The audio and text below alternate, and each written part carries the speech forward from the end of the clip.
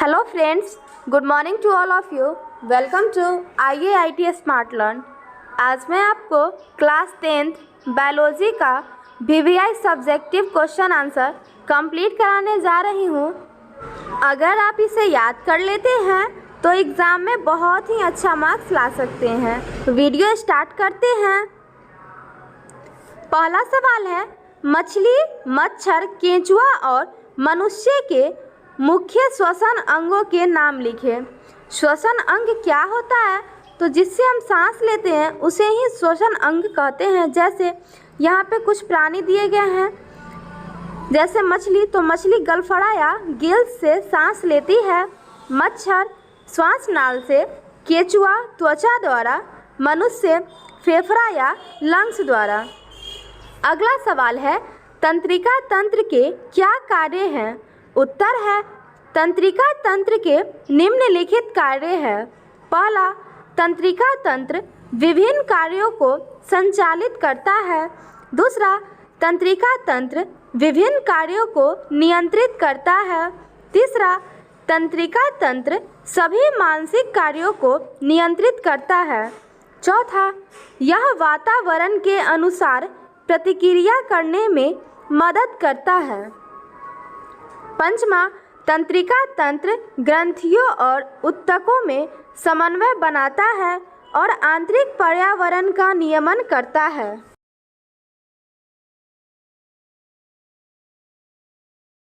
अगला सवाल है, पुनर्जनन क्या है? उत्तर है, वैसा जनन प्रक्रिया जिसमें जीव अपने गायब हुए अंगों को फिर से उत्पन्न कर सकते हैं उसे पुनर्जनन कहते हैं। इस प्रक्रिया में जीव का शरीर 2 या 2 खंडों में बंट जाता है और प्रत्येक खंड से नया जीव उत्पन्न होता है, जैसे छिपकली की पूंछ। अगला सवाल है, मनुष्य में होने वाले लैंगिक संचारित रोग के नाम लिखें या मनुष्य में यौन संचारित रोगों के नाम लिखें। उत्तर है, मनुष्य में यौन संचारित रोग निम्नलिखित है: एड्स, हर्पीस, सिफिलिस, गोनोरिया, लैंगिक मस्ती।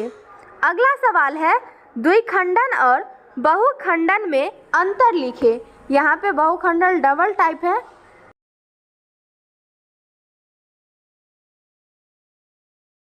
द्विखंडन और बहुखंडन में निम्नलिखित अंतर है। द्विखंडन, जीव का शरीर केवल 2 खंडों में बंटते हैं और प्रत्येक खंड से नया जीव का निर्माण होता है। बहुखंडन में जीव का शरीर 2 या 2 से अधिक खंडों में बंटता है और प्रत्येक खंड से नए जीव का निर्माण होता है। द्विखंडन अनुकूल परिस्थिति में होता है। बहुखंडन प्रतिकूल परिस्थिति में होता है। द्विखंडन का उदाहरण है अमीबा, पैरामीशियम, लेशमैनिया आदि। बहुखंडन का उदाहरण है प्लाज्मोडियम। अगला सवाल है, श्वसन की परिभाषा दे। उत्तर है, जब हम सांस लेते हैं तो ऑक्सीजन लेते हैं और जब हम सांस छोड़ते हैं तो कार्बन डाइऑक्साइड छोड़ते हैं। सांस लेने और छोड़ने की क्रिया को श्वसन कहते हैं। अगला सवाल है, प्रदूषण से आप क्या समझते हैं? उत्तर है, वातावरण में अवांछित पदार्थों के मिलने से जो हानिकारक प्रभाव पड़ता है उसे प्रदूषण कहते हैं। प्रदूषण अनेक प्रकार के होते हैं, जैसे वायु प्रदूषण, मृदा प्रदूषण, ध्वनि प्रदूषण, जल प्रदूषण आदि। अगला सवाल है, दीर्घरोम क्या है? इसके कार्य लिखें। उत्तर है, क्षुद्रांग के आंतरिक स्तर पर अनेक अंगुली जैसे प्रवर्ध होते हैं, जिसे दीर्घरोम कहते हैं। दीर्घरोम अवशोषण का सतही क्षेत्र बढ़ाता है। अगला सवाल है, परागन किसे कहते हैं और परागन कितने प्रकार के होते हैं? उत्तर है, जब पौधे का परागकण पौधे के वर्तिकाग्र तक पहुंचता है तो उसे परागकण कहते हैं। परागन के बाद निषेचन की क्रिया होती है। परागकण दो प्रकार के होते हैं, स्वपरागन, परपरागन। अगला सवाल है, परपरागन किसे कहते हैं? उत्तर है, जब एक पुष्प का परागकण उसी जाति के दूसरे पुष्प के वर्तिकाग्र पर पहुंचता है तो उसे परपरागन कहते हैं। अगला सवाल है, स्वपरागन किसे कहते हैं? उत्तर है, जब एक पुष्प का परागकण उसी पुष्प के वर्तिकाग्र पर पहुंचता है तो उसे स्वपरागन कहते हैं। स्वपरागन केवल द्विलिंगी पुष्प में होता है। अगला सवाल है, पीत क्या है? मनुष्य के पाचन में इसका क्या महत्व है? उत्तर है, पीत यकृत ग्रंथि से निकलने वाला द्रव्य है जो छोटी आंत में भोजन पचाने में मदद करता है।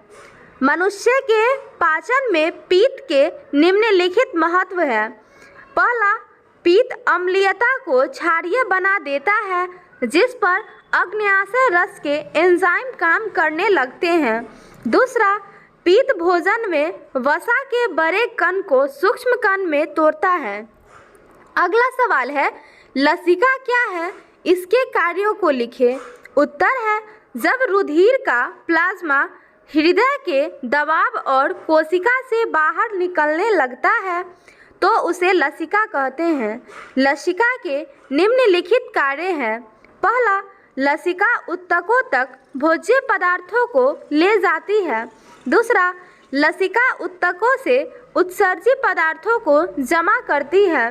तीसरा, लसिका हानिकारक जीवाणुओं को नष्ट करके शरीर की रक्षा करती है। अगला, शरीर के घाव को ठीक करने में मदद करती है। पचे हुए वसा को अवशोषण करती है। अगला सवाल है, सजीवों के मुख्य लक्षण लिखें।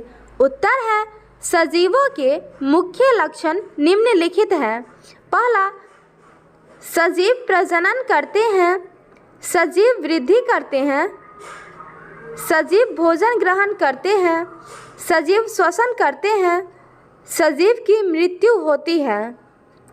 अगला सवाल है, मनुष्य में कितने प्रकार के दांत होते हैं? उनके नाम और कार्य लिखिए। उत्तर है, मनुष्य में 4 प्रकार के दांत होते हैं। पहला, छेदक या कृतक दांत। इस दांत की सहायता से वस्तुओं को काटते हैं। दूसरा, भेदक या रदनक दांत। इस दांत से हम फाड़ते हैं। तीसरा, अग्रचवर्णक दांत। अगला, चवर्णक। इसका उपयोग चबाने में किया जाता है। अगला सवाल है, गर्भ निरोधक गोलियों के बारे में बताएं। उत्तर है, गर्भधारण को रोकने के लिए, यहाँ पे से नहीं को होगा, गर्भधारण को रोकने के लिए महिलाएं गोली वाली दवा का उपयोग करती है, उसे गर्भ निरोधक कहते हैं। ये गोलियां निषेचन की क्रिया को रोक देती है, जैसे सहेली, मालाडी, अनवांटेड 72 आदि। अगला सवाल है, हमारे आमाशय में अम्ल की भूमिका क्या है? उत्तर है, हमारे आमाशय में हाइड्रोक्लोरिक अम्ल होता है जो अम्लीय माध्यम बनाते हैं। इस अम्ल की सहायता से एंजाइम अपना काम करते हैं। हाइड्रोक्लोरिक अम्ल हमारे भोजन में उपस्थित रोगाणु को खत्म करता है और भोजन को पचाने में मदद करता है। अगला सवाल है, लैंगिक जनन के क्या महत्व है? उत्तर है, लैंगिक जनन के निम्नलिखित महत्व है। पहला, लैंगिक जनन में 2 जनक होते हैं। दूसरा, लैंगिक जनन में अर्धसूत्री विभाजन होता है। तीसरा, लैंगिक जनन में निषेचन की क्रिया होती है। चौथा, लैंगिक जनन में विभिन्नताएं उत्पन्न होती है। पंचमा, लैंगिक जनन में उत्पन्न जीव समान नहीं होते हैं। इस तरह से मैंने आपको क्लास 10th बायोलॉजी का most VVI important subjective complete करा दी हूँ। अगर आप इसे याद कर लेते हैं तो एग्ज़ाम में अच्छा मार्क्स ला सकते हैं। अगर आपने अभी तक हमारे चैनल को सब्सक्राइब नहीं किया है तो चैनल को सब्सक्राइब कर ले और अपने दोस्तों के साथ भी शेयर करें। मिलते हैं अगले वीडियो में।